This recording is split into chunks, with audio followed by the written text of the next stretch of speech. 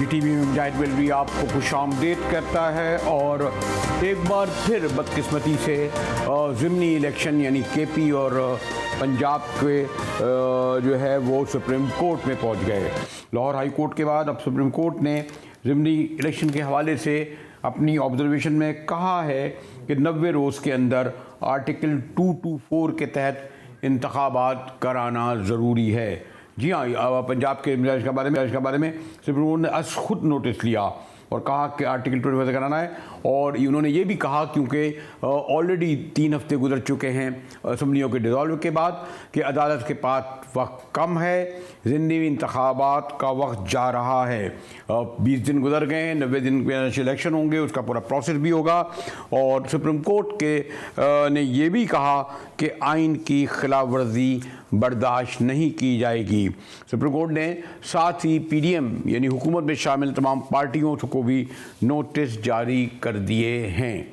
बदकिस्मती से नवाज लीग ने एक बार फिर सुप्रीम कोर्ट को कंट्रोवर्शियल बनाया है और जो सुप्रीम कोर्ट जिसने नोटिस लिया उसके बारे में ये कहा है कि इसमें 2 जज उनको मंजूर नहीं, यानी अपनी कोर्टें बनाना चाहते हैं। हमारे साथ चौधरी एतराज़न साहब साबिक़ वज़ीर कानून रहे, वज़ीर दाखिला रहे, सबसे बढ़कर ये कि सुप्रीम बार के सदर रहे, उससे भी ज़्यादा मुमताज़ माहिर कानून और अपनी ही पार्टी के बारे में भी गुफ्तगू करते रहते हैं। चौधरी साहब, आप वक्त निकालें तो ये मेरे लिए ऑनर एजाज़ी की बात होगी कि ये जो सुप्रीम कोर्ट ने खुद नोटिस लिया है और फिर क्या वजह है कि हमारे तमाम सियासी मामलात का मलबा आखिरकार सुप्रीम कोर्ट ही पर गिरता है।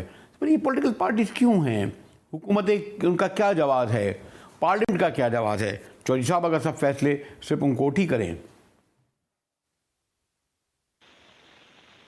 मुजाहिद, बात ये है कि अब मामला मेरा ख्याल है अदालतों में ही ज्यादा होगा, क्योंकि अब आइन जो बिल्कुल वाज़ेह बात करता है उसको अगर हुकूमत नजरअंदाज करती जाए। अब देखें ना, आइन कितना वाज़ेह है। आइन आर्टिकल 105 में ये नहीं कहता कि election will be held within 90 days. आइन इसके बरस कहता है election will be held in not later than 90 days, यानी 91 वाला दिन जो है वो आपका उसके बाद ये इलीगल हो गया सारा सिस्टम। फिर दूसरी बात ये है कि वो आप इससे ही बहस चला रहे हैं गवर्नमेंट और के लिए किसने डेट फिक्स करनी है, गवर्नर ने करनी है कि किसने करनी है। एक गवर्नर कहता है मैंने नहीं करनी, दूसरा कहता है मैंने नहीं करनी। दोनों के आपस में तजाद है कि एक ने डिजॉल्व की असेंबली, दूसरा ने दूसरे के नाम उसके तहत डिजॉल्व हुई है लेकिन डिजॉल्व उसने नहीं की।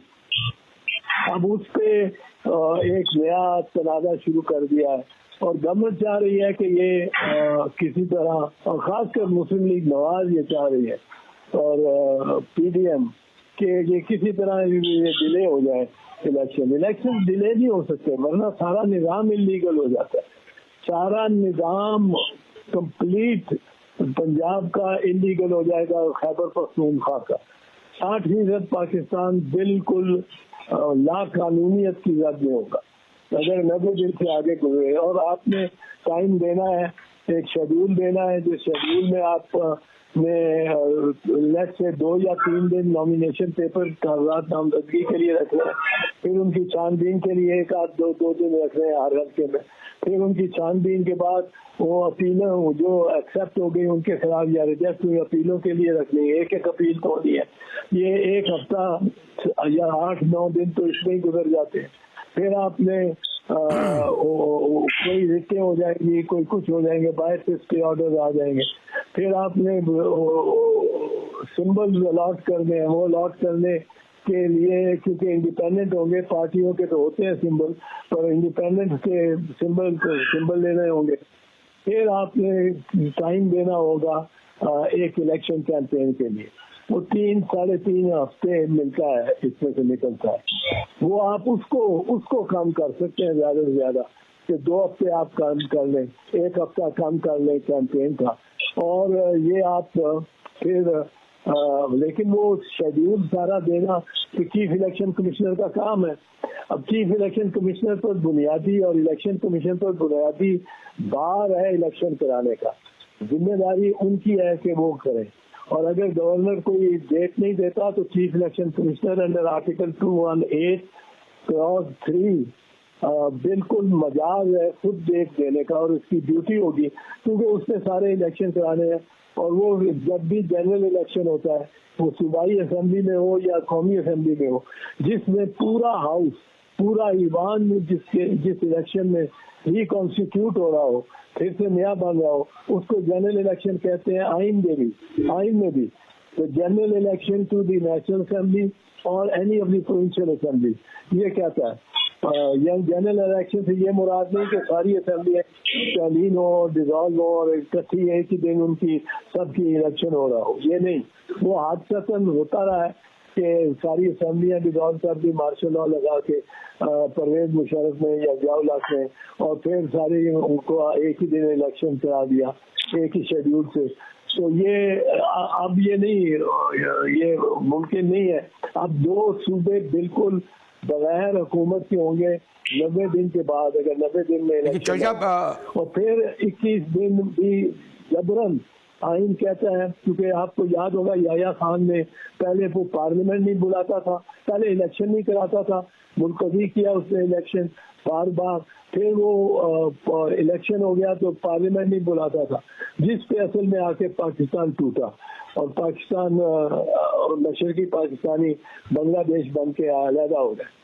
अब यहाँ 90 डेज इसीलिए रखा गया, नॉट लेटर देन 90 डेज।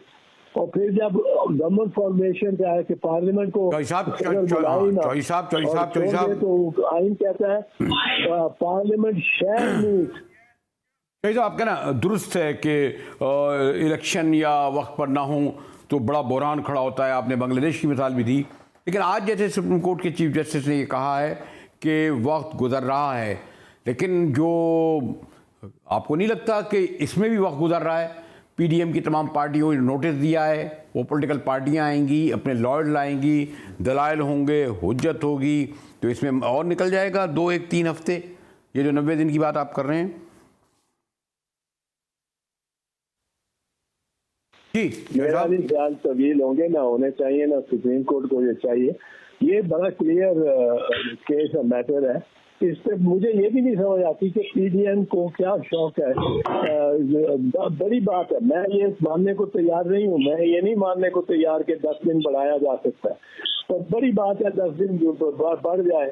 तो उन्होंने इमरान खान को गवाह बना दिया इस 10 दिन के पीछे।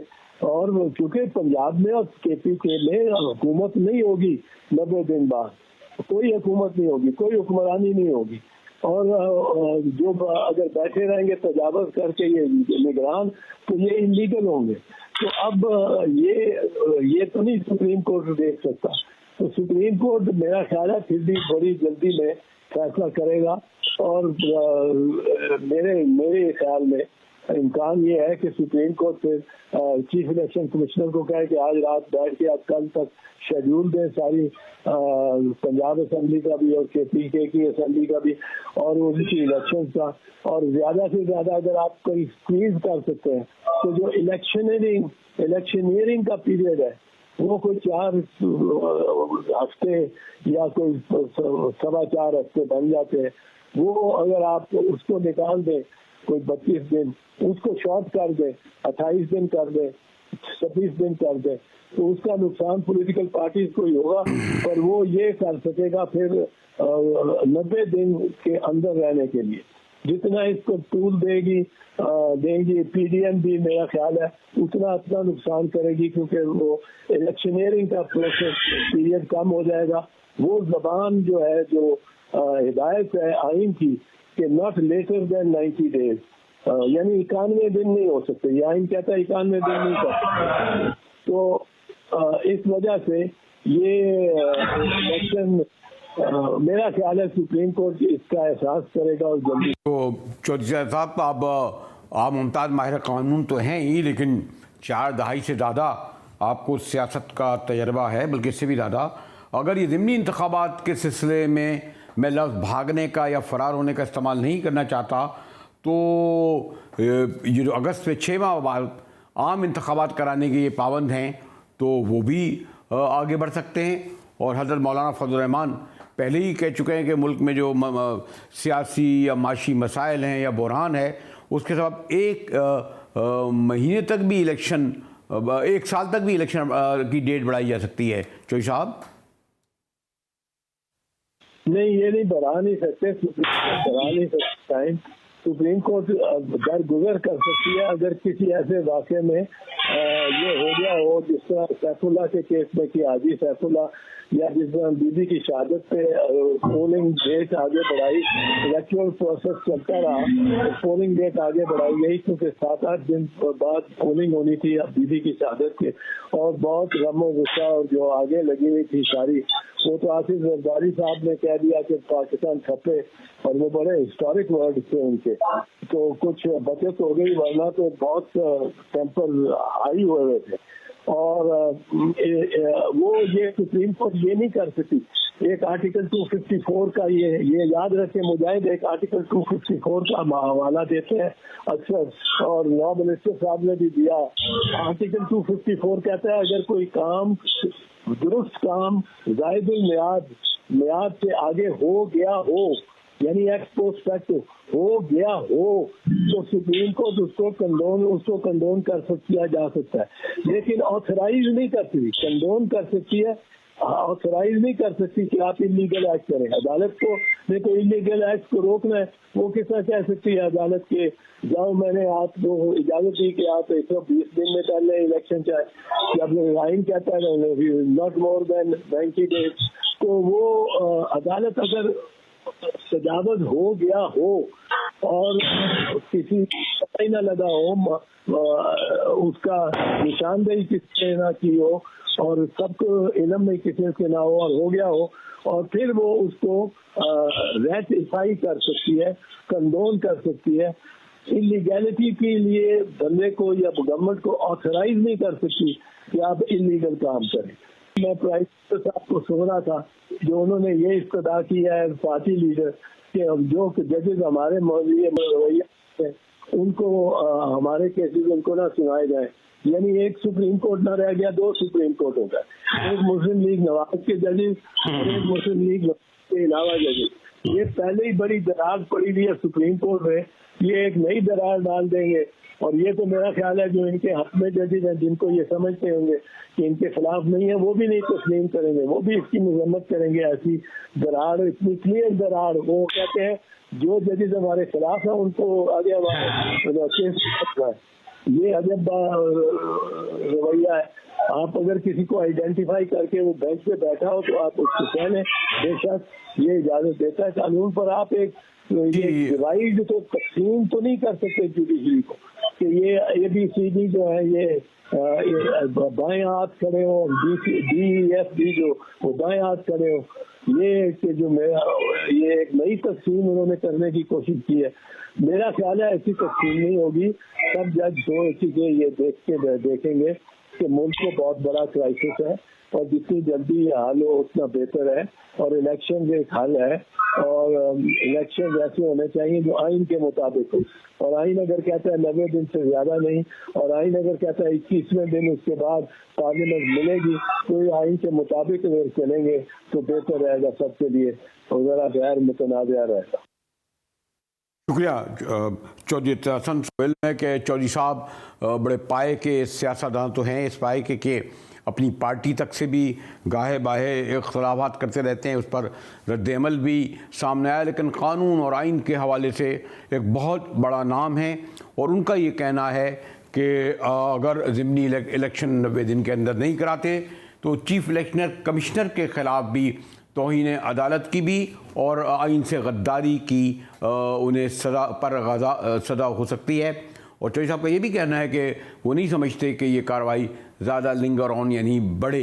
देखना ये है कि कल फिर अदालत ने तमाम मुताल्लिका फ़रीक़ैन को बुलाया है, लेकिन इस वक्त ये अदालती जंग अपनी जगह, लेकिन मैं अभी भी 72 घंटे बाद बारखान में जो कुएं से एक खातून और 2 बच्चों की लाशें निकली थीं, वो माहौल नहीं हुआ। कहा यह गया कि जो खातून वो 45 साल वो तो बादियाब हो गई हैं, उसकी जगह एक लड़की की लाश मिली है, उस पर तशद्दुद किया गया है। माज़रत के साथ मैं वो लफ्ज़ इस्तेमाल नहीं करता, न करना चाहिए कि उसके साथ क्या सी बड़ी ज़्यादती हुई। वैसे कोयटा वो भी आ चुकी हैं, उनके वालिद भी आ चुके हैं। क्या सूरत हाल है इस पर चलेंगे कोयटा में अपने नुमाइंदा के पास, हमारे साथ रहिएगा।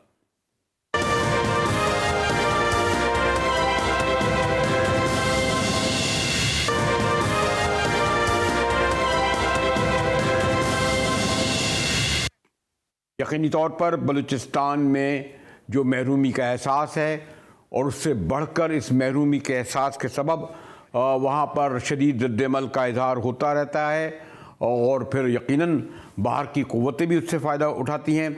उसका एक सबूत ये है कि 72 घंटे गुजरने के बावजूद वो जो कोलू उसके करीब जो बारखान है उसमें कुएँ से जो 3 लाशें निकली थीं, एक 45 साल खातून की पहले बताया जाता था और 2 नौजवानों की, वो अभी तक कोयटा में उन मैयतों के साथ जो हैं धरना दिए बैठे हैं।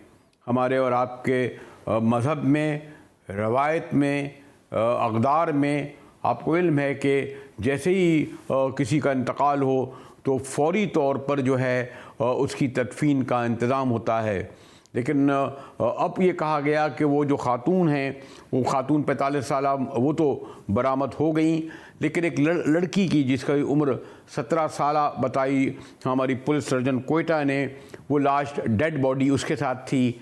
और फिर मैंने कहा आपसे कि मुझे कतई तौर पर ये लफ्ज़ ज़ाती का किसी खातून के इस्तेमाल करना अच्छा नहीं लगता। और उन 2 नौजवानों के बारे में जो कुएं से जिनकी लाश निकली वो खान मोहम्मद वली के बेटे ही बताए जाते हैं।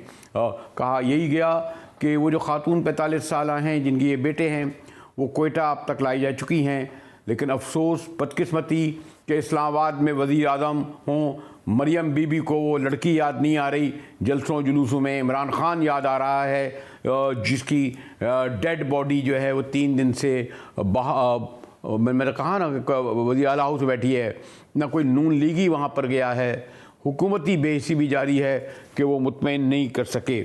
आप देखिए ना कि अभी भी किस बेबसी से इन बच्चों के वालिद खान मोहम्मद मरी जो हैं वो वावेला तो लग अच्छा नहीं लग रहा नोहकना। 2 लाशें किसकी हैं? ये जो लड़के हैं जी, ये लाशें मेरा है, 2 बेटा मेरा ये लाशें और बकाया इस तरह के इत्तला है कि वो बरामद किया था। ये बड़ा बेटा मेरा मोहम्मद नवाज है और दूसरा बेटा है अब्दुल कादिर। दूसरा ज़िला बारकान सरदार अब्दुर्रहमान का गोट हाजी गोट है, उधर निजी जेल है सरदार अब्दुर्रहमान का। फैमिली को घर के अंदर बंद करते हैं, मर्दों को बाहर कमरे के अंदर बंद करते हैं और बाहर कैमरा लगा हुआ और अंदर कमरे के अंदर बंद करके बाहर ताला लगाते हैं। और तीसरा सरदार अब्दुर्रहमान का निजी जेल है, सरदार अब्दुर्रहमान का बारकान बगाओ तोमनी में, उधर सरदार अब्दुर्रहमान का ज़मीन है, उधर निजी जेल है। ये 18 दिसंबर 2022 में वो जेल से एक बुकटी को निकाल करके उसको रात मार करके उसका लाश को दफन किया था। और ये जो मैंने बताया ना कि जो डेड बॉडीज उनका जो पोस्टमार्टम हुआ उसका जो है वो कोयटा में जो है जो सिविल अस्पताल है उसकी डॉक्टर आयशा गौस ने पोस्टमार्टम के बाद बताया कि इस बच्ची के साथ तशद्दुद किया गया, ज़ाती का निशाना बनाया गया और फिर उसके सर में गोलियां मारकर ख़त्म कर दिया। यकीन नहीं आता कि हम पाकिस्तान जैसी सिविलाइज्ड सोसाइटी में रहते हैं। और अफसोसनाक ये बात यह है कि इतनी दरंदी और जरंदगी और सफाकी के बारे में सिविल सोसाइटी चंद 100 लोग, मैंने अभी प्रेस क्लब के सामने भी देखा कराची में मुजाहरा तो कर रहे थे। इस्लामाबाद में भी वो बड़ी बड़ी ख़वातीन ने निकल के MNA MPNA आई। देखें डॉक्टर आयशा ने क्या कहा। जो डेड बॉडीज़ हैं उनके लिए डेड बॉडीज़ के जो सैंपल हम लोगों ने रात को लिए DNA के लिए, तो आज उनके वालिद के लिए ताकि क्रॉस मैचिंग के लिए भिजवा सकें। जी बिल्कुल ज़्यादती हुई है, बच्चे के साथ ज़्यादती हुई है और रात को भी मैंने बताया था। और अभी तक ये चूँकि उसके चेहरे को बुरे तरीके से वो एसिड या केमिकल से झुलसाया गया है, तो अभी तक कंफर्म नहीं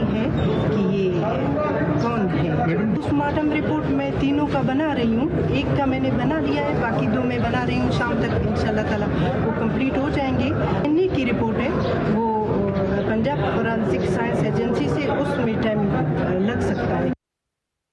और इस पूरे जो सूरत हाल में मेन किरदार हुकूमत यानी बाप की पार्टी के सूबाई वज़ीर सरदार अब्दुर्रहमान खेतरान को ज़िम्मेदार ठहराया जाता है, जिन्हें गिरफ़्तार भी कर लिया गया है। कल हमारे प्रोग्राम में ही उन्होंने इंकिशाफ किया था कि उनकी 3 शादियां हुई हैं। हमारे परसों हम इंकिशाफ किया था कि उनकी 3 शादियां हुई हैं। वो बड़े बेटे को सरदार बनाना चाहते थे, लेकिन एक और बेटा सरदार इनाम खेतरान जो है उसने वो नहीं चाहता कि उनका नामजद करदा सरदार उनके बाद हो, और उसी ने ये वीडियो बनाई और उसको बदनाम कर रहा है। सरदार इनाम खेतरान दूसरी बात कहते हैं, सुनिए क्या कहते हैं सरदार इनाम खेतरान।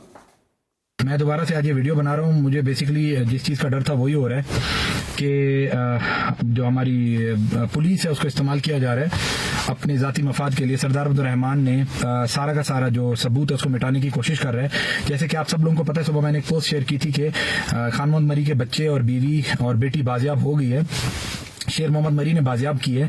तो अभी डीपीओ बारखान नूर मोहम्मद बड़ेच और डीआईजी सलीम लेडी ये उन पे तशद्दुद भी कर रहे हैं और उन पे जोर दिया जा रहा है कि आप इनाम के खिलाफ ये गवाही दें कि जो इनके 2 भाई शहीद हुए हैं वो इनाम खेतरान ने कत्ल करवाए हैं, और हम लोगों को अगवा और अपने तशद्दुद और अपने पास जो रखा गया यरगमाल बनाया गया वो सिर्फ इनाम खेतरान ने किया, सरदार अब्दुर्रहमान का उसमें कोई रोल नहीं है। सारी दुनिया को पता है कि इसमें किसका रोल है या किसका नहीं है, और चीफ सेक्रेटरी साहब इसमें डायरेक्टली इन्वॉल्व हैं। हो सकता है वो ऑर्डर ऊपर सीएम बलूचिस्तान कुदूस बिजिंजो से ले रहे हो, वो डायरेक्ट शेर मोहम्मद मरी के राब्ते में है। शेर मोहम्मद मरी पे प्रेशर डाला जा रहा है कि आप इसको जुडिशियल मजिस्ट्रेट बारखान मोहिबुल्लाह काकड़ साहब के पास पेश करें और उनसे ये बयान करवाएं, उनसे ये बयान किए जाएं कि हम इनाम की तहलील में थे, इनाम शाह खेतरान की तहलील में थे और उसने हमें अगवा करके रखा था और हमारे 2 भाइयों को भी उन्हें शहीद किया। सरदार इनाम खेतरान ने देखा, वो अपना मौक़िफ़ बयान किया। अगर सरदार अब्दुर्रहमान खेतरान गिरफ़्तार न होते तो हम उनका भी मौक़िफ़ लेते, लेकिन हमने उनसे तफसीली इंटरव्यू किया था। हमारे साथ बुशरा कंवर ब्यूरो चीफ़ हैं जो गुज़िश्ता 3 दिन से इसको दिन रात शब व रोज़ कवर कर रही हैं। शाम को सर्दी भी पड़ जाती है। बुशरा, इस केस ने बड़ा एक नया मोड़ लिया है। पहले बताया जा रहा था कि खान मोहम्मद मरी की बीवी है नाज जो 45 साल और 2 नौजवानों के ज़्यादा बेटे हैं। अब वो कहा गया नहीं, वो 45 साल बेटे खातून जो हैं वो तो बाजियाब हो गई, वो लोग एक लड़की की लाश है 17 साल की। ये भी नहीं बताया जा रहा कि वो लड़की खान मोहम्मद मरी की है। आप थोड़ा सा और यानी मज़ीद उलझ गया है ये, ज़रा तफसील से बताइए बुशरा, क्या सूरत हाल है?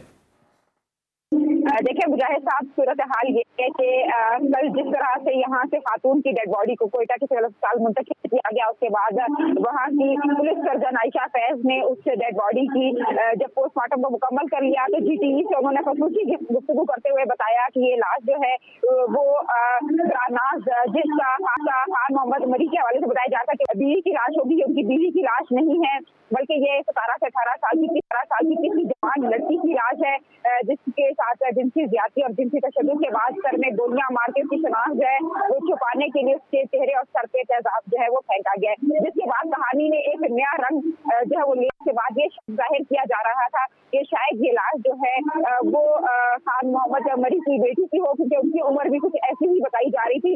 लेकिन जिसके बाद कोहलू के मुख्तलिफ इलाकों में जो है लेवीज की जानिब से ऑपरेशन किया गया और गुज़िश्ता सब जो है वो खान मोहम्मद मरी की बीवी, बेटी और उनके बाकी जो मगनी बेटे थे उन्हें बाजियाब करवा लिया गया। तो उससे ये बात साफ जाहिर हो गई कि ये लाश जो है ना ही खान मोहम्मद मरी की बेटी की है और ना ही उनकी बीवी की है, बल्कि ये नामालूम किसी लड़की की लाश है जिसके हवाले से उसके डीएनए तो ले लिए गए हैं। अब किस लड़की की लाश है और इसके लवाहिकीन कौन है, अब तक किसी ने इस तरह का कोई राब्ता नहीं किया है। डीएनए की रिपोर्ट जब आएगी उसके बाद आगे इस लाश के हवाले से क्या इक़दाम किए जाते हैं वो पेशरफ जो है सामने आएगी। ताहम जो मजीद 2 लड़कों की लाश थी, उन लड़कों की लाश भी खातून की जो पोस्टमार्टम होने के बाद कोयटा के सिविल अस्पताल उनकी डेड बॉडी भी मुंतकिल की गई और वहाँ उनका भी पोस्टमार्टम किया गया। जिसमें भी ये बात साफ जाहिर हुई कि उन लड़कों के साथ जो है जिनसी तशद्दुद किया गया है, उन्हें गोलियां मारी गई हैं, जिससे उनकी मौत जो है वो लेकिन बुशरा ये अब बात अपनी जगह। बुशरा, एक जो ज़्यादा अफसोसनाक अमर है कि हमारे मज़हब में ये है कि बहरहाल जो डेड बॉडीज़ होती हैं, मैयतें हैं, उन्हें जल्द से जल्द नवाया जाता है। यानी पूरी सूबाई हुकूमत, अव्वल तो मरकज़ तो है ही नहीं, पूरी सूबाई हुकूमत आखिर इस बात पर उन्हें क्यों कायल नहीं करती और कुछ यानी वो एहतजाज करे, 24 घंटे नहीं, 48 घंटे नहीं, 1 हफ़्ता करें, और उलमाए कराम, जमीयत उलमाए इस्लाम जैसे बड़ी वहाँ एक्टिव है, उलमाए कराम उनमें बीच में पड़े, कोई ज़मानत लें, ताकि मैंने सुना कि वो जो 3 दिन क्या कोई 24 घंटे बाद ही उन मैयतों से और सॉरी टू से डॉक्टर फिर आयशा का भी आ गया और उन्होंने कहा कि ज़्यादती हुई। तो ये जो आप जो सारा दिन कवर कर रही हैं, तो आपने मुतल्लिका हुकूमत के वज़रा से, ज़िम्मेदारों से ये मालूम नहीं किया कि आप इतने बेबस हैं? इसके माने आपको मुस्तफ़ी हो जाना चाहिए। आपको हुकूमत करने का हक़ नहीं है कि अगर आप उन लोगों को जिनकी मैयतें रखी हैं, उनके लवाहिकीन को, उन मासूम को जो 600 किलोमीटर का फासला तय करके यहाँ पहुँचे हैं, उन्हें मुतमईन कर सकें। बुशरा, अफसोसनाक बात यही है कि सीएम हाउस के गेट के बाहर जो है ये धरना दिया गया है। अंदर से सीएम बलूचिस्तान तो बहुत दूर की बात है, कोई भी वजीर जो है वो इन लवाहिकीन के पास आकर उन्होंने जो है एक 5 से 7 मिनट भी बैठने की जो है वो तकलीफ गवारा नहीं की कि वो आके इनके पास बैठते, इनकी बात सुनते, इनका मसले का हल निकलता या ना निकलता वो बहुत दूर की बात है। तो मीडिया पर आकर बयानात देना या कुछ कहना वो उस चीज से भी आरी नजर आ रहे हैं। लेकिन अब से कुछ देर कबल जो है वज़ीर आला बलूचिस्तान के जो स्पेशल सेक्रेटरी है इमरान बिक्की साहब, उन्होंने आईजी पुलिस बलूचिस्तान और एडिशनल चीफ सेक्रेटरी दाखिला को जो है अपने ऑफिस बुलाया और उनसे तमाम तर जो अब तक की कार्रवाई की गई है उसके हवाले से ब्रीफिंग ली है। और इमरान बिक्की साहब का कहना है कि वो तमाम तर ब्रीफिंग के हवाले से वज़ीर आला बलूचिस्तान को बताएंगे। और वज़ीर आला बलूचिस्तान की जानिब से उनका यही कहना है कि सख्ती से हिदायत है कि किसी भी दबाव में ना आया जाए, शफाफ तहकीकात की जाए और अगर कोई भी असर रसूख रखने वाला मुलजिम इसमें मुलविस है तो उसे कैसे किरदार तक पहुंचाया जाए। तो 3 दिन के बाद अब एक ये बयान जो है वो सामने आया है और एक मीटिंग जो है वो अरेंज की गई है। ताहम बलूचिस्तान पुलिस की जाने से ऐसा निगरान ये देखा गया कि आईजी पुलिस बलूचिस्तान जो है वो खुद इस सारे केस को फॉलो कर रहे थे। बुशरा ये बताइए कि 72 घंटे गुजर चुके, आप आइंदा, मैंने कहा ना कि मैयतें वहाँ रखी हैं, मेरे ख्याल में कुछ सैकड़ों की तादाद में मौजूद हैं। ये जो बलूचिस्तान हाई कोर्ट जो है शाम रात खुल जाता था, ये जो सुप्रीम कोर्ट जो है केसें खुद नोटिस दे रहा है, आखिर इन अदालतों को क्या हुआ? और मैं ये भी देख रहा हूँ कि पॉलिटिकल पार्टीज या सिविल सोसाइटी भी की कोई बहुत बड़ी तादाद यहाँ मौजूद नहीं है, गालिबन 300-400 लोग यहाँ मौजूद होंगे। बुशरा, उकला भी नजर नहीं आ रहा है। ये है कि साहब यहाँ पे जितनी बड़ी तादाद लोगों की जमा होनी चाहिए थी उस तरह से यहाँ तादाद नहीं है। कुछ पार्टी के कारकुनान जो है वो या कोई माइदीन या रहनुमा जो है वो यहाँ पर आते तो हैं, आधे 1 घंटे बैठने के बाद वो चले जाते हैं, लेकिन उसके बाद जो लवाहिकीन है उनकी चंद की तादाद यहाँ पर बच जाती है। ताहम अदालतों के हवाले से हम यही कह सकते हैं कि अब तक जो है अदालत ने खुद नोटिस तो नहीं लिया, ताहम गिरफ्तार होने वाले सूबाई वजीर सरदार उल रहमान खेतरान जो है उन्हें आज अदालत में पेश किया गया, जिसके बाद उनका पुलिस ने 10 रोजा जिस्मानी रिमांड भी हासिल कर लिया। जबकि खान मोहम्मद मरी को भी जो है जुडिशल मजिस्ट्रेट की अदालत नंबर 12 में पेश किया गया और पुलिस सर्जन की इस्तदा पर उनका जो है वो डीएनए किया गया ताकि जो उनके हवाले से जो एक बच्चा है जिसकी लाश मिली है उनके साथ डीएनए मैच करके देखा जाए। लेकिन एक और बात है बुशरा, एक आखिरी सवाल ये कि बारखान यानी ये तातर मरी हैं, तो इन नवाब खैरबख्श मरी एक पाड़े पाए के बलूचिस्तान के रहनुमा होते थे, उनके साहिबजादान इस वक्त मुझे नहीं पता कि सरदार गजन मरी या सरदार चंगेज़ मरी, कौन सरदार इन मरियों का। तो इन ये जो इतना बड़ा नवाब खैरबख्श मरी का ख़ानदान जो वज़ारतों में रहा, जो माशाल्लाह अब तो पिछले 10 साल से मराद भी ले रहा है तमाम हर तरह की हुकूमतों से, तो इन इन इन इन मरियों के, जो गरीब मरियों के उस सरदार को इतनी नहीं हुई कि वो ये इनके पास आता, सरदार गजन मरी, सरदार चंगेज़ मरी में से कोई? सर मैं आपको ये बताती चलूं कि यहाँ पर किसी भी ट्राइब में जो मरी कबीले के सरदार हैं उनमें से किसी ने भी कोशिश नहीं की कि वो यहाँ पर आते और अपने किसी का नहीं, मैं तो मरियों का कह रहा हूँ, मैं तो मरियों का कह रहा हूँ कि अगर नवाब, मैंने कहा ना नवाब खैर बख्श मरी के बेटे, इनके खुद बेटे क्यों नहीं आए, सरदार चंगेज और सरदार गजीन, कहाँ है वो लोग? मैं आपको बता रही हूँ कि ना ही चंगेज मरी यहाँ पर आए और ना ही गजैन मरी जो है वो यहाँ पर आए, जिसके पर जो है यहाँ पर मौजूद मरी कबाइल के लोग जो है वो भी काफी गम और गुस्से का इजहार करते हुए नजर आ रहे हैं कि उनके इलाके के सरदार हैं, उनके अपने सरदार हैं, उन्हें यहाँ पर आना चाहिए। उनके बड़े सरदार के बेटे हैं जिनका फर्ज बनता था कि वो आकर इस मुश्किल वक्त में उनके सर पर हाथ रखते, उनके साथ इस धरने में शरीक होते, उन्हें हौसला दिलवाते ताकि उनका केस मजीद स्ट्रॉन्ग होने के साथ साथ। लेकिन भैया एक और सवाल ये भी है कि इससे पहले हमने देखा कि जब हज़ारा वालों के साथ ज़्यादती हुई और यहाँ पर जब वो सब आए तो वफाकी वजीर नवाज शरीफ और ने पता नहीं किसको भेजा, फिर आर्मी चीफ भी मुझे अच्छी तरह याद है कि वो भी आ गए। ये क्या वजह है कि अभी तक इस्लामाबाद से ना आर्मी के बड़ों ने, फौज के बड़ों ने, जबकि इतना हसास इलाका है बलूचिस्तान, ना कोई नून लीग या पीडीएम में शामिल कोई बड़ा इस्लामाबाद से अब तक नहीं आया? सिर्फ इमरान खान जो पाकिस्तान तहरीक इंसाफ के चेयरमैन हैं उनकी जानिब से गुज़िश्ता रोज एक ट्वीट आया था जिसमें ट्वीट ही आया ना, इमरान खान ने कोई असद उमर को तो नहीं भेजा, इस वक्त जेल भरो तहरीक कर रहे थे, किसी लीडर को तो नहीं भेजा ना आपने? जी उन्होंने सिर्फ एक ट्वीट किया, उसके अलावा जो है ना ही नून लीग की जानिब से और ना ही किसी भी पीडीएम की जमात की जानिब से, किसी भी इस्लामाबाद से बड़ी जो पार्टी है उनकी जानिब से किसी भी सरबराह ने ना ही कोई ट्वीट। अच्छा, अगर मैं आखिर में आपको कंक्लूडिंग सवाल ये करूं, अगर मैं आपसे पूछूं कि यानी ये लोग इस वक्त रात के 8 बज रहे हैं और इनका पूरा बहुत ही अज़्म है, ये पीछे हटने के लिए तैयार नहीं। मुझे इल्म है कि जो मरी ट्राइब के लोग बड़े ज़िद्दी होते हैं और बड़े सख्त होते हैं, ये उस वक्त तक नहीं जाएंगे जब तक के उनके कहने के मुताबिक प्राइम मिनिस्टर यहाँ ना आए। जी बिल्कुल, इस वक्त अब इनका मुतालबा ये नहीं है कि वजीर आजम जो है वो यहाँ पर है, अब इनका सिर्फ एक मुतालबा बाकी रह गया है जो अब से कुछ देर कबल इस धरने की जो इस वक्त सरबराही कर रहा था जहांगीर मरी, उनकी जानिब से कहा गया कि उनका सिर्फ अब एक मुतालबा रह गया। वो मुतालबा ये है कि सरदार अब्दुल रहमान शेतरान को डीसीट किया जाए। कहते हैं कि अगर सरदार अब्दुल शेतरान को जो है वो डीसीट कर दिया गया तो उनके तमाम तर मुतालबात जो तस्लीम कर लिए जाएंगे। वो कह रहे हैं कि अब हमें जरूरत नहीं है कि वजीर आजम यहाँ आए और आकर अपनी सियासत चमकाएं या कोई भी मामला जो है वो हल करें, क्योंकि वो बार बार यही कहते नजर आ रहे हैं कि बलूचिस्तान पुलिस की जानिब से उनके साथ बहुत ताउन किया गया है और बलूचिस्तान पुलिस ने उनके तमाम तर मुतालबात जो है वो तस्लीम कर लिए हैं।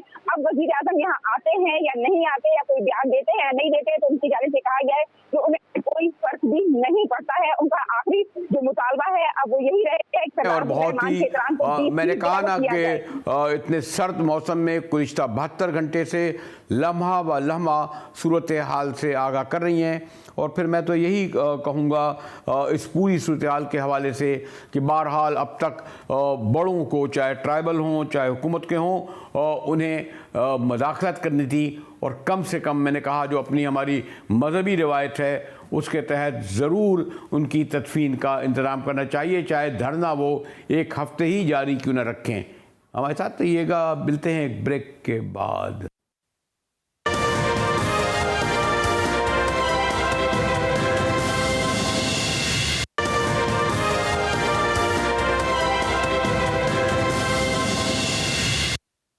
फाइटिंग करप्शन के ऊपर आपकी पीडीएम का क्या बयानिया है?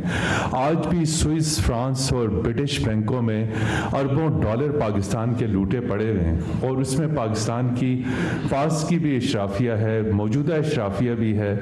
तो कोई ऐसा माजी में इस तरह कई प्रपोजल ज़ेरे गौर आई कि स्विस, ब्रिटिश, फ्रेंच और अमेरिकन बैंकों से अगर ये 5% भी डॉलर्स वापस आ जाएं तो आपको IMF के पैसे की ज़रूरत नहीं पड़ेगी। बहुत शुक्रिया। आपका किस चैनल से ताल्लुक है? GTV। ये जो आपने बताया कि स्विस बैंक में और दूसरे बैंकों में इसी तरह की बात माजी में एक शख्स किया करता था और दिन रात कहा करता था और कि जनाब 300 अरब डॉलर बाहर पाकिस्तान के जमा हैं और मैं इनको 90 दिन में लेके आऊँगा। और ये देखा आपने, हमारे बड़े सीनियर जर्नलिस्ट मेरे लिए भी बड़ा सोर्स रहते हैं ये, मतीन हैदर ने सवाल किया कि जनाब बैरून मुल्क और करोड़ों डॉलर पड़े हुए हैं, अरबों डॉलर पड़े हुए हैं, और शुस्ता सवाल इस तरह किया कि वो ये भी कह सकते थे कि खुद आपकी जो है फैमिली के लाखों पाउंड के जो हैं फ्लैट और जायदादें और साथ वहाँ मौजूद हैं, दीगर रहनुमाओं के भी मौजूद हैं।